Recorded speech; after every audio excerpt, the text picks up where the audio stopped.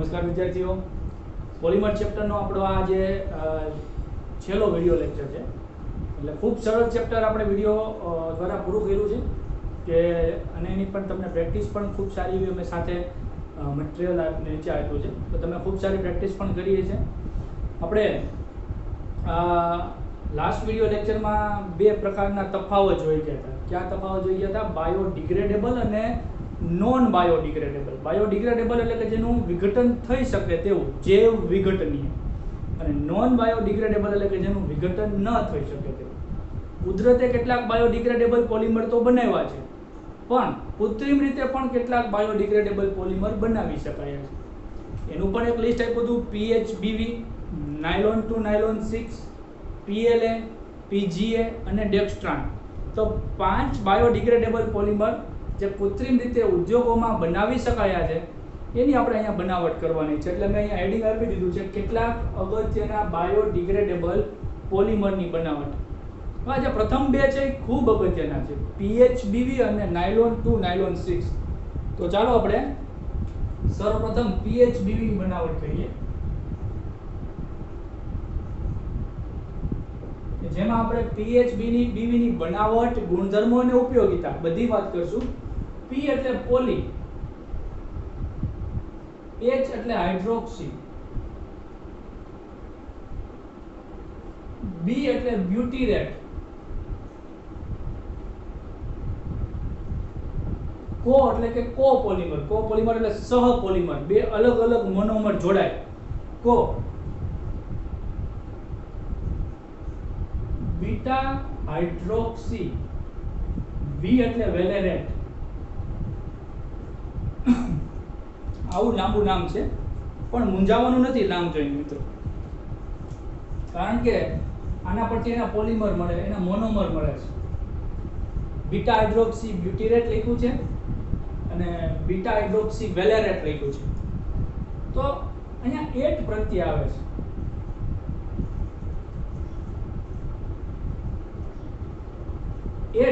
At ક્યારે આવે? એસ્ટર સમૂહ હોય ત્યારે.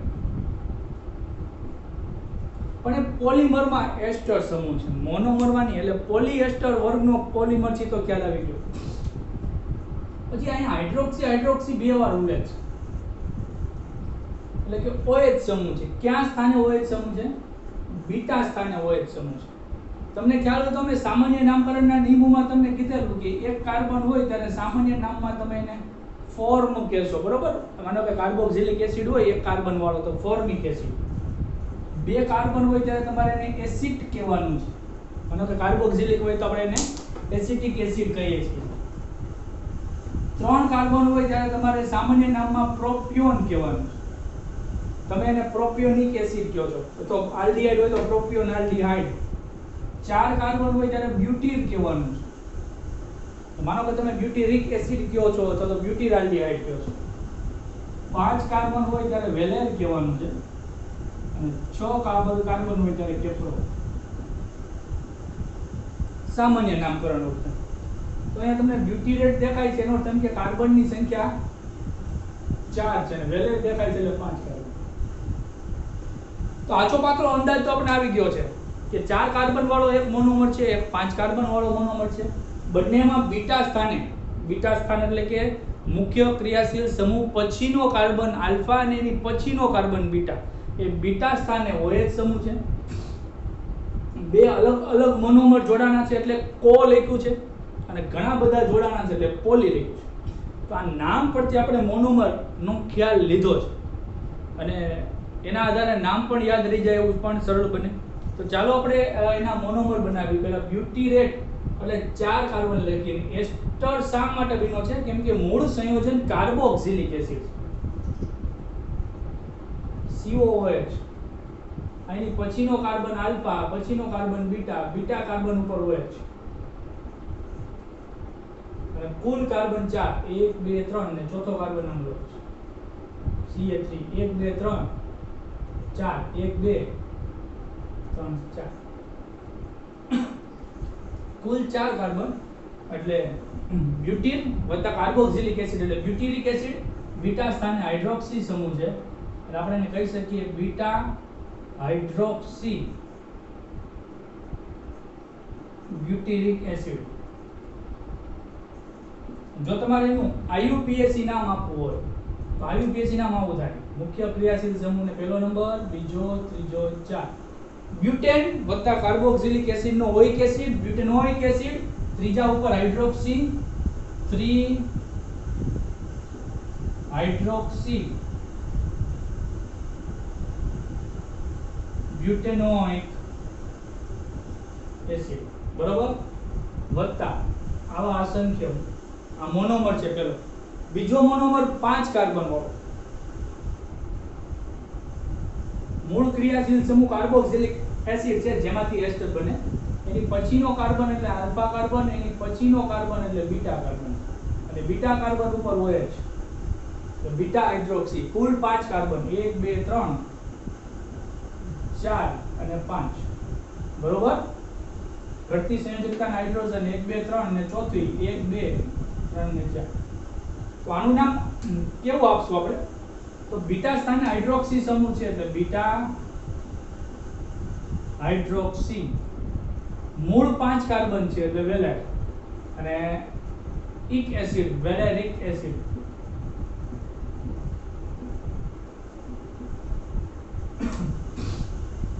IUPAC નામ આપવું તો આમ આપી શકાય: 1 2 3 4 5. OH અને COOH માં મુખ્ય ક્રિયાશીલ સમૂહ COOH છે મિત્રો. તો ત્રીજા કાર્બન ઉપર હાઇડ્રોક્સી સમૂહ છે એટલે IUPAC નામ, આ સામાન્ય નામ IUPAC 3 હાઇડ્રોક્સી. 5 કાર્બન એટલે પેન્ટેન વત્તા ઓઇક એસિડ, પેન્ટેનોઇક એસિડ.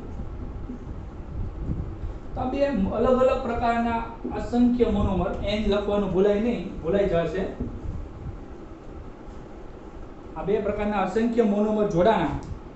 હવે કઈ રીતે જોડાય? તો તમારા ધ્યાનમાં COOH સમૂહ ચડતો હોય છે અને પાડોશી OH સમૂહ આવતો હોય છે. તો મેં તમને અગાઉ કીધેલું છે કે COOH માંથી હંમેશા OH જાય અને OH માંથી H જાય. એવી રીતે પાણીનો અણુ દૂર થાય. સિમિલર અહીંથી OH જાય અને આ બાજુ જે આવો અણુ હોય, આવો અણુ આ બાજુ મૂકો દીધો તો એનો OH આવે આ બાજુ, એ OH માંથી H જાય. તો 1 by 1 આને A કયો અને B કયો, તો ગોઠવણી A B A B A B, બરોબર. વારા ગોઠવાના હોય એકાંતરિત. અને આ પ્રક્રિયા દરમિયાન પાણીના અણુ દૂર થાય અસંખ્ય. તો આ કઈ પ્રક્રિયા થઈ? સંઘનન પ્રક્રિયા થઈ. કેવી પ્રક્રિયા થઈ? સંઘનન, પોલિમરાઇઝેશન. સંઘનન પોલિમરાઇઝેશન થવાથી જે ભાગ વારંવાર રૂપાંતરિત થાય છે, આવર્તની એકમ આવો બનશે: O CH CH3 CH2, અહીંયા વધ્યું CO, C double bond O, અને આ O CH. આને હું C2H5 લખી શકું, CH2 અને C ડબલ બોન્ડ O. ફરી પાછો આ ભાગ ત્યાંથી સ્ટાર્ટ. તો આ આવર્તની એકમ છે, આને બાંધી લેવાય. આવર્તની એકમમાં જો તમને દેખાતો હોય તો જોઈ શકો એસ્ટર સમૂહ છે.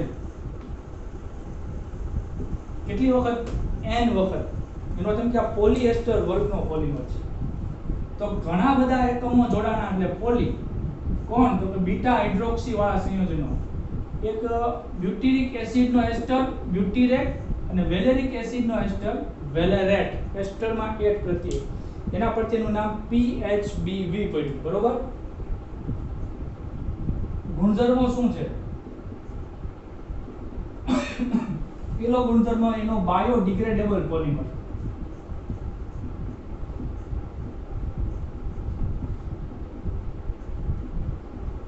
બાયોડિગ્રેડેબલ એટલે કે જેનું જૈવિક રીતે વિઘટન થાય, એટલે કે પર્યાવરણીય પરિસ્થિતિમાં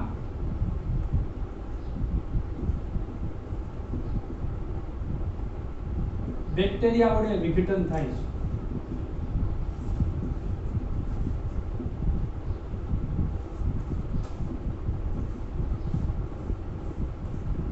ત્રીજો ગુણધર્મ આપણે એમ કહી શકીએ પોલીએસ્ટર વર્ગનો પોલિમર.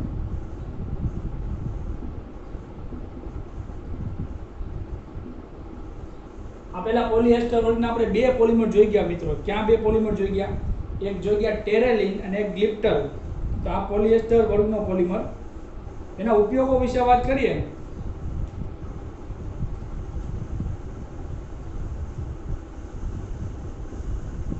કારણ કે એનું વિઘટન થઈ જાય છે એટલે કેપ્સ્યુલની ફરતેનું જે કોટિંગ હોય છે ને, જે પેટમાં જઈને ઓગળી જાય છે, એ કેપ્સ્યુલની કોટિંગની બનાવટમાં નિયંત્રિત ઔષધો માટેની કેપ્સ્યુલ ફરતેનું કોટિંગ હોય ને તે એમ કે ઓગળી જાય છે. બીજું, ઓર્થોપેડિક સાધનોની બનાવટમાં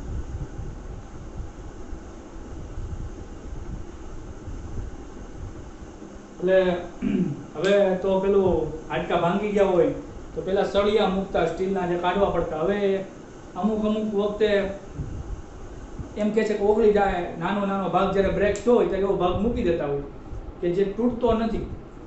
અને માનો કે હાથમાં આ ભાગમાં ભાંગી ગયું છે કાંડું, તો અહીંયા નાની એવો જે ભાગ જોઈન્ટ મારવા માટે જે બહારથી નાખે, હળીઓ નાખે તો કાઢવો પડે, ખીલા કાઢવા પડે. ઓલું અંદર પડ્યું 2, 4, 5 કે 10 વર્ષ છે ઓગળી જાય. અથવા તો અંદરના ભાગમાં માનો કે વ્હાઇટ કાપ સર્જરી કરી તો બહારના ટાંકા તો તોડી શકાય, અંદરના ટાંકાનું શું કરવું? અંદરના ભાગમાં ટાંકા લીધા હોય શરીરમાં તો એ ઓગળી જાય એવા મટીરિયલ, એટલે કે આ PHBV નું મટીરિયલ હોય છે. બરોબર? તો આ એનો મૂળ ઉપયોગ થયો. ઓર્થોપેડિક સાધનો અને નિયંત્રિત ઔષધો ખૂબ મહત્વની વસ્તુ છે, વારંવાર પૂછાયેલું છે PHBV, એટલે ખાસ વ્યવસ્થિત પ્રેક્ટિસ કરી લેજો અને અત્યારે લખી લેજો. ત્યારબાદ બીજા નંબરનો બાયોડિગ્રેડેબલ પોલિમર નાયલોન 2, નાયલોન 6. આપેલા આપણે નાયલોન 6 અને નાયલોન 6 શીખી ગયા, પણ એ નોન બાયોડિગ્રેડેબલ છે, એટલે કે એનું વિઘટન થતું નથી. આ વિઘટન થઈ શકે તેવો પોલિમર છે નાયલોન 2, નાયલોન 6. નાયલોન 2, 6 ના લખતા, બરોબર? નાયલોન 2, નાયલોન 6 જ લખવાનું છે, અને બે અલગ નથી, એક જ નામ છે. તો બનાવટ જોઈએ સૌપ્રથમ. તો આમાં 2 એમિનો એસિડ ઉપયોગ કરવાના છે. ક્યાં 2 એમિનો એસિડ?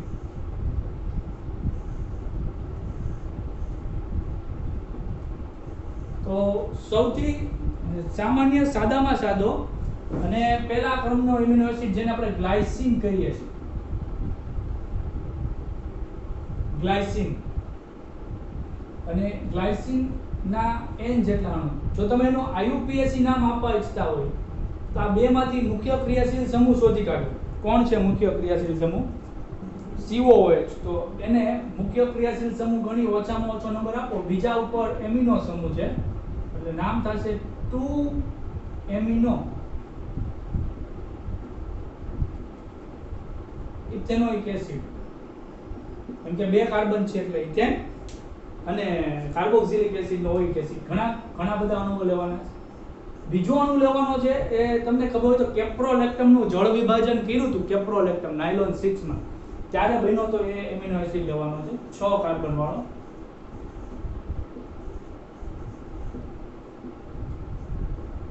નો યાદ આવતું હોય તો કેપ્રોલેક્ટમ નું જે જળ વિભાજન થયું હતું ત્યારે જોઈ લો, આવો એક અણુ બન્યો હતો 5 કાર્બન ને 6 એટલે કેપ્રો. અને એમિનો સમૂહ એટલે આનું આપણું નામ આપણે સામાન્ય આપવું તો આપી શકાય એમિનો 6 કાર્બન એટલે કેપ્રો, કાર્બોક્સિલિક એસિડ એટલે એમિનો કેપ્રોઇક એસિડ. અને જો IUPAC નામ આપવાની ઈચ્છા થાય તો COOH પહેલો કાર્બન થાય અને NH2 સમૂહ વાળો કાર્બન છઠ્ઠો થાય, તો એનું નામ આવું આપી શકાય 6 એમિનો. કુલ 6 કાર્બન છે એટલે હેક્ઝેન વત્તા ઓઇક એસિડ. 6 એમિનો હેક્ઝેનોઇક એસિડ આવું નામ થાય. અને આનું પોલિમરાઇઝેશન કરીએ. કેવી રીતે પોલિમરાઇઝેશન થાય મિત્રો? કે અહીંથી OH અને NH2 માંથી H. સિમિલર અહીંથી OH અને આ બાજુના NH2 માંથી H, અને અહીંથી NH2 માંથી H અને આ બાજુનો જે એમિનો કેપ્રોઇક એસિડ હોય એનો H. એમ પાણીના અણુ દૂર થાય છે અસંખ્ય. કારણ કે અહીંયા 2 અલગ અલગ મોનોમર જોડાણા અને નાના કદનો અણુ દૂર થયો એટલે આ સંઘનન પોલિમરાઇઝેશન થઈ ગયું.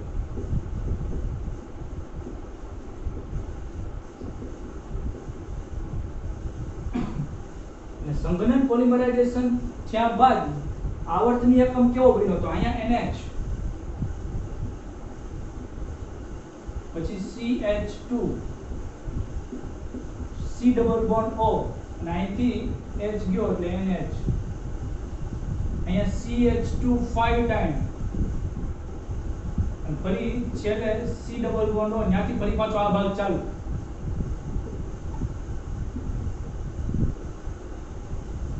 ઘણી વખત આના બદલે ઊંધું પણ લખ્યું હોય તો ચાલે. અહીંથી સ્ટાર્ટ થાય CO CH2 5NH, CO CH2 NH. આમ આની બદલે આમ ઊંધું લખ્યું, અહીંથી આ ભાગ અહીંયા આ ભાગ અહીંયા હોય તોય ચાલે, એમાં કઈ મૂંઝાવાનું નથી. તો તમને અહીંયા ક્રિયાશીલ સમૂહ નવો જે બન્યો CONH2 એમાઇડ સમૂહ દેખાય છે, જે નાયલોન 6 અને નાયલોન 6 માં થતો તો ઘણી બધી વખત છે પોલીએમાઇડ, અને એક મોનોમરમાં 2 કાર્બન છે અને બીજા મોનોમરમાં 6 કાર્બન છે, અને પોલીએમાઇડ વર્ગના રેસાઓ જેવો પોલિમર. આનું નામ આપણે આપશું નાયલોન 2, નાયલોન 6.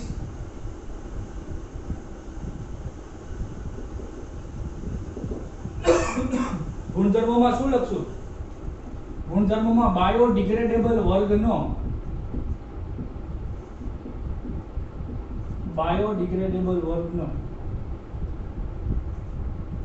અથવા તો પોલીએમાઇડ વર્ગનો એમ લખીએ, પોલીએમાઇડ વર્ગનો બાયોડિગ્રેડેબલ પોલિમર.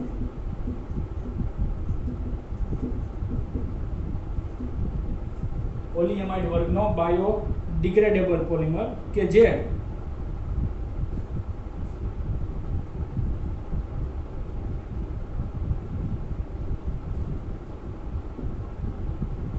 પર્યાવરણીય પરિસ્થિતિમાં વિઘટન પામે છે.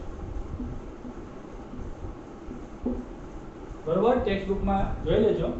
અને ઘણી વખત તમને માનો કે આ પ્રકારનો મોનોમર આપી દીધેલો છે, આ પ્રકારનો પોલિમર સોરી, અને આના મોનોમર ક્યાં છે એ શોધવાનું કે તો આ એમાઇડ બંધ તોડી દેવાનો, અહીંયા H જોડ દેવાનો, અહીંયા OH જોડ દેવાનો, અહીંયા H જોડ દેવાનો, અહીંયા OH, એટલે તમને મોનોમર મળી જાય. ત્રીજા નંબર આપણે શીખીએ PGA, જેનું ફૂલ ફોર્મ થાય છે પોલી ગ્લાયકોલિક એસિડ.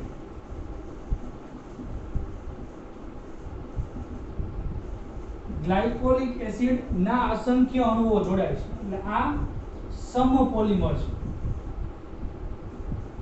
સહપોલિમર એટલે કે બે અલગ અલગ મોનોમર નથી જોડાતા. ગ્લાયકોલિક એસિડ નું સ્ટ્રક્ચર આની જેવું છે, ગ્લાયસીન જેવું, માત્ર અહીંયા NH2 ની બદલે OH કરવાનું છે.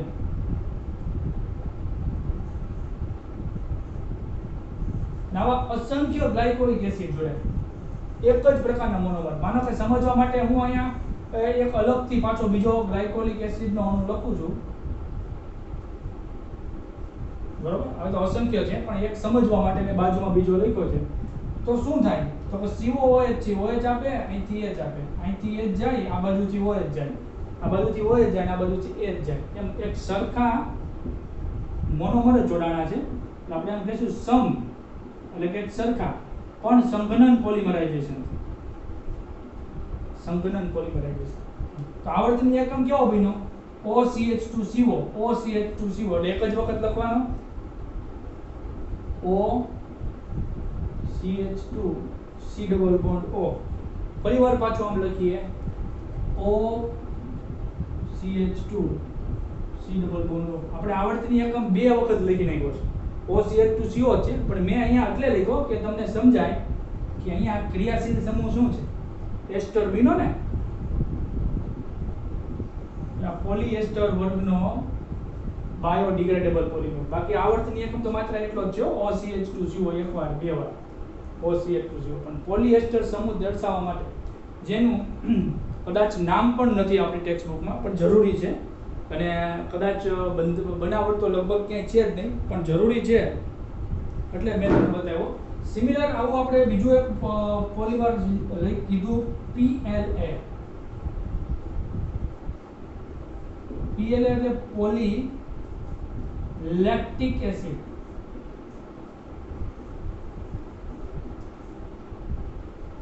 Poly lactic acid. હવે આપણે લેક્ટિક એસિડ નામ તો સાંભળેલું છે, અને લેક્ટિક એસિડ ની બનાવટ ક્યાં કરી હતી, ક્યાં ઉપયોગ આવ્યો હતો લેક્ટિક એસિડ નો, કોઈને યાદ છે? જે આપણે hello alkane hello arene chapter શીખ્યા ને, ત્યાં લેક્ટિક એસિડ નો ઉલ્લેખ આવ્યો હતો. આ પ્રકારનું મેં ગ્લિસરાલ્ડિહાઇડ અને લેક્ટિક એસિડ ના સ્ટ્રક્ચર લખ્યા હતા ત્યારે અસમ કાર્બન શીખવાડતો હતો ને ત્યારે. અને OH સમૂહ જોનારની જમણી બાજુ છે એટલે એને ડી વિન્યાસ કહેવાય. ડી લેક્ટિક એસિડ એવું લખ્યું હતું, તમને યાદ આવતું હોય તો ડી પ્લસ લેક્ટિક એસિડ, બરોબર? તો એ જ લખવાનું છે. પણ COOH અને OH ને ફોકસ કરવાનું છે. એટલે OH હું આ બાજુ લખું છું, OH, પછી આ CH, મારા બંને હાથ ઉપર ધ્યાન દેજો, એની આલે CH3 અને એની આલે COOH. તો અમે લેક્ટિક એસિડ લખ્યા, કેટલા લેવાના છે? અસંખ્ય, કેમ કે આ પણ સમ પોલિમર છે, એક હલકા પ્રકારના મોનોમર. પરંતુ સમજવા માટે મારે બીજી વાર લખવું જ પડે અહીંયા, નકર તમને સમજાય નહીં. ફરી વખત બીજી વખત મેં બીજો અણુ લખ્યો. આવા તો અસંખ્ય અણુઓ ક્રમિક રીતે ગોઠવાયેલા જ હોય છે અને એની આગળ પ્રક્રિયા થાય ઉપરની જેમ સમ સંઘનન પોલિમરાઇઝેશન. શું થાય તો અહીંથી OH COOH નો અને અહીંથી H, સિમિલર અહીંથી H દૂર થાય, અહીંથી OH, એમ અસંખ્ય અણુઓમાંથી અસંખ્ય પાણીના અણુ દૂર થયા તો આને સંઘનન પોલિમરાઇઝેશન કહેશું. શું વધ્યું? OCH3CO, OCH CH3CO. આ CH2 ની જગ્યાએ CH3 એટલો જ ફેર. ફરીવાર પાછું OCH CH3CO બીજી વખત આવ્યું, પણ આપણે અહીંયા ફરીવાર લખીએ OCH CH3. આપણે આવર્તની એકમ ખરેખર તો 2 વાર લખી લીધા છે, પણ મારે અહીંયા તમને એસ્ટર સમૂહ દેખાડવો છે. પોલીએસ્ટર દેખાય છે? તો આ બંને પોલીએસ્ટર PGA અને PLA બંને પોલીએસ્ટર સમૂહના છે. ઘણા બધા લેક્ટિક એસિડ, જો આવર્તની એકમ તો એટલો જો મિત્રો, OCH CH3CO એટલાને જ બાંધી દેવાનું છે. હા, આપણે 2 વાર લખ્યું છે કારણ કે મારે તમને એસ્ટર સમૂહ દેખાડવો છે ને, એટલે. તો આના ગુણધર્મોમાં તમે શું લખી શકશો? એના ગુણધર્મોમાં આપણે આવું લખી શકીએ, કોમન બંનેમાં,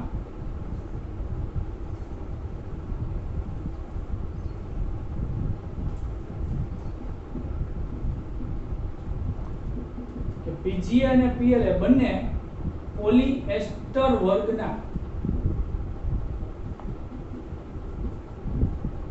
બાયોડિગ્રેડેબલ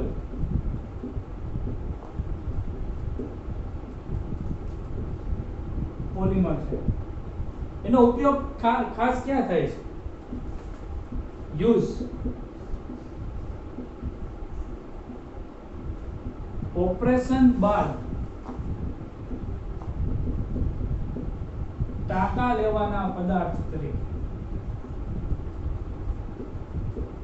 મેં તમને હમણાં જ કીધું કે ઓપરેશન બાદ બહારના ભાગમાં ટાંકા હોય તો દોરો હોય તો માનો કે મીડિયા દોરા ટાઈપ તોડીને ખેંચી પણ શકે. આંતરિક જ્યારે કોઈ સર્જરી કરવામાં આવે, ફોર એક્ઝામ્પલ હાર્ટ સર્જરી હૃદયના ભાગમાં, તો ત્યાં ટાંકા લીધા તો પરિવાર પાછું થોડું હૃદય ખોલીને ત્યાં ટાંકા તોડવા જોઈએ. તો ત્યાં કોઈ એવું મટીરિયલ કે એ શરીરમાં ઉત્સેચકો જળ વિભાજન દ્વારા વિઘટન પામે, કેમ કે બાયોડિગ્રેડેબલ ની વ્યાખ્યા શું છે? ઉત્સેચકો દ્વારા, જળ વિભાજન દ્વારા, ઓક્સિડેશન દ્વારા, કોઈ પણ રીતે જેનું વિઘટન થાય બેક્ટેરિયા દ્વારા, તો એને તમે બાયોડિગ્રેડેબલ કહી શકો. તો એ સર્વપ્રથમ તમને પૂછે કે આ તો વપરાતા ત્યાં, પણ સર્વપ્રથમ ખાસ નોંધ, સર્વપ્રથમ ઓપરેશન બાદ ટાંકા લેવાના પદાર્થ તરીકે કયું સંયોજન વપરાતું? તો એનો આન્સર PGA કે PLA નથી, એનો આન્સર છે ડેક્સ્ટ્રાન.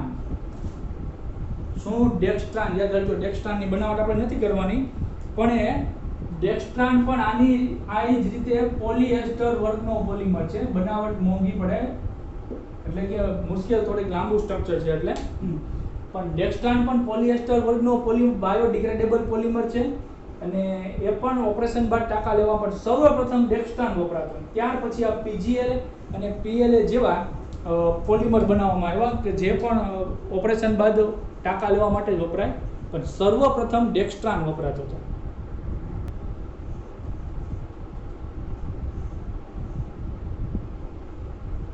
ત્યાર પછી મિત્રો આપણે થોડુંક હવે રિવિઝન કરીએ અને પછી ચેપ્ટરને પૂર્ણાહુતિ તરફ લઈ જઈએ. તો રિવિઝન એટલે કરવું પડે કેમ કે હવે બધું બાયોડિગ્રેડેબલ અને નોન બાયોડિગ્રેડેબલ પોલિમર એ બધાને ભેગા કરી દઈએ અને સંઘનન પોલિમર કુલ કેટલા શીખ્યા એની આપણે ચર્ચા કરી લઈએ.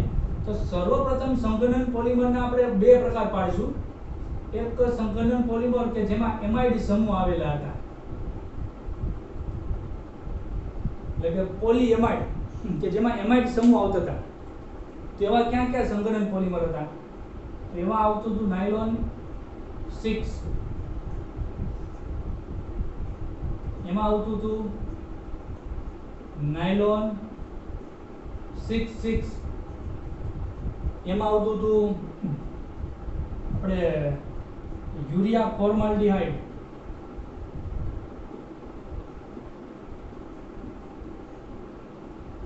અને અત્યારે આપણે શીખ્યા નાયલોન 2, નાયલોન 6.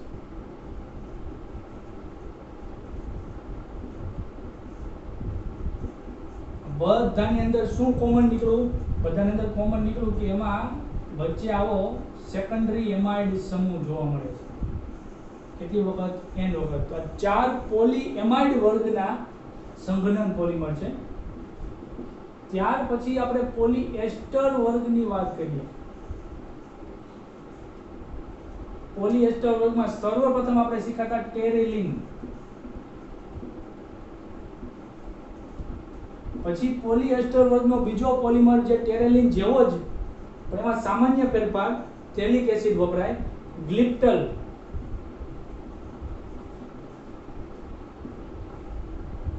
પોલીએમાઇડમાં આપણે હજી એક ઉમેરી શકીએ PHBV.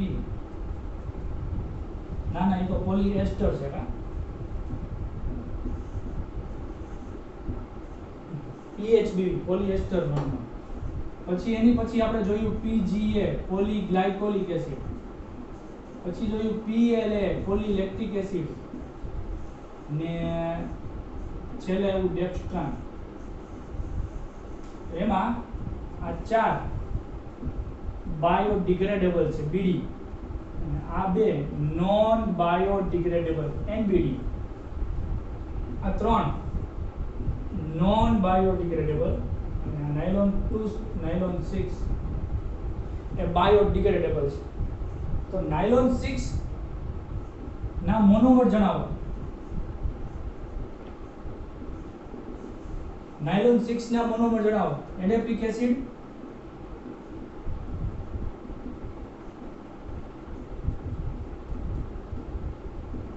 Plus HMDA. Adipic acid monomer યાદ રાખવા પડશે મિત્રો. એડેપિક એસિડ 6 કાર્બન વાળો ડાયકાર્બોક્સિલિક એસિડ. HMDA 6 કાર્બન વાળો ડાયએમાઇન, હેક્ઝામિથિલિન ડાયએમાઇન. બરોબર. ત્યારબાદ નાયલોન 6 ના મોનોમર જણાવો. નાયલોન 6 ના મોનોમર કેપ્રોલેક્ટમ 1 2 3 4 5 ખૂણા. બરોબર. કેપ્રોલેક્ટમ વત્તા પાણી અને પછી અસંખ્ય કેપ્રોલેક્ટમ. સંઘનન પોલિમર તો છે પણ નકરા કેપ્રોલેક્ટમ જોડાય એટલે સમ પોલિમર પ્રકારનો કહી શકાય. ત્યારબાદ યુરિયા ફોર્માલ્ડિહાઇડમાં તો નામમાં જ આવી જશે ને, યુરિયા અને ફોર્માલ્ડિહાઇડ.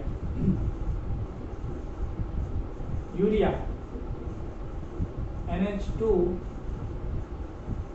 CONH2 અને ફોર્માલ્ડિહાઇડ HCHO. નાયલોન 2, નાયલોન 6 તો જે તાજેતરમાં જોયું, ગ્લાયસિન અને એમિનો કેપ્રોઇક એસિડ. 6 લખતા ભૂલાઈ ગયું, પછી તાજેતરમાં જોયું. ત્યારબાદ પોલીએસ્ટરમાં જઈએ તો ટેરેલિન.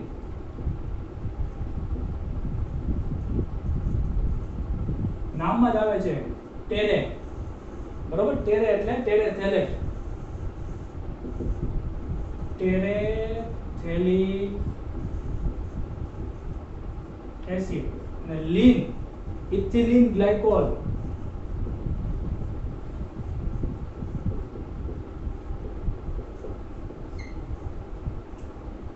જો કે ચાર્ટ મેં તમને અગાઉ લખાવ્યો છે પણ ફરીવાર આ રિવિઝન સ્વરૂપે તમને કામ લાગવાનું છે. છેલ્લે મટીરીયલમાં છેલ્લે આ બધું લખી જ લેવું. ટેરેથેલિક એસિડમાં શું હતું? તો કે તો બેન્ઝીનના પેરા સ્થાને COOH. COOH સમૂહ ક્યાં? એકબીજાના પેરા સ્થાને. અને ઇથિલિન ગ્લાયકોલ એટલે 2 વખત OH, ઇથિલિન એટલે 2 કાર્બન. H ને OH જોડાતા એસ્ટર બનતું હતું, યાદ આવે છે? ત્યાર પછી B લખ્યું છે આપણે ગ્લિપ્ટલ. ગ્લિપ્ટલમાં કેટલો ફેર હતો? ઇથિલિન ગ્લાયકોલ તો એમાં પણ હતું જ.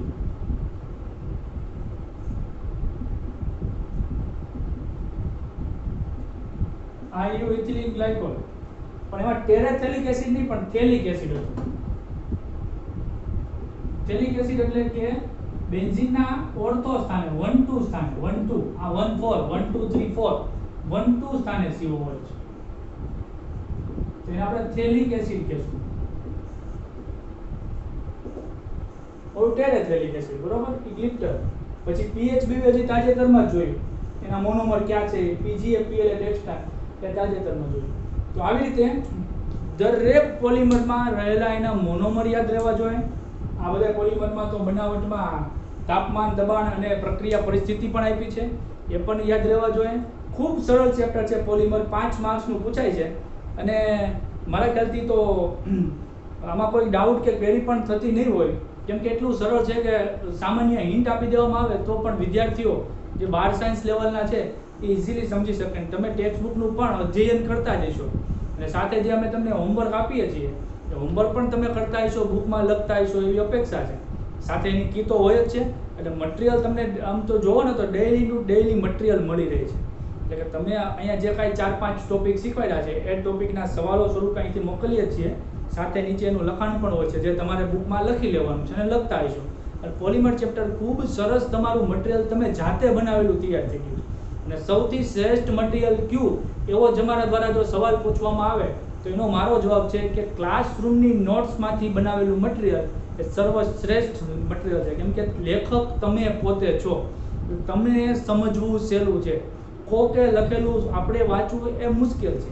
અને અહીંયા અમે ક્લાસરૂમમાં જે કંઈ પણ શીખવાડ્યું હોય એ પછી ઓનલાઈન ક્લાસ હોય કે ઓફલાઈન ક્લાસ હોય, તમે એને ખૂબ સરસ રીતે સમજો, સારા માધ્યમથી, સારા શિક્ષક પાસે અને સારા અક્ષરે. જે રીતે અમે અહીંયા બોર્ડમાં અલગ અલગ માર્કરનો ઉપયોગ કરીએ છીએ એમ તમે પણ અલગ અલગ પેનનો ઉપયોગ કરી શકો.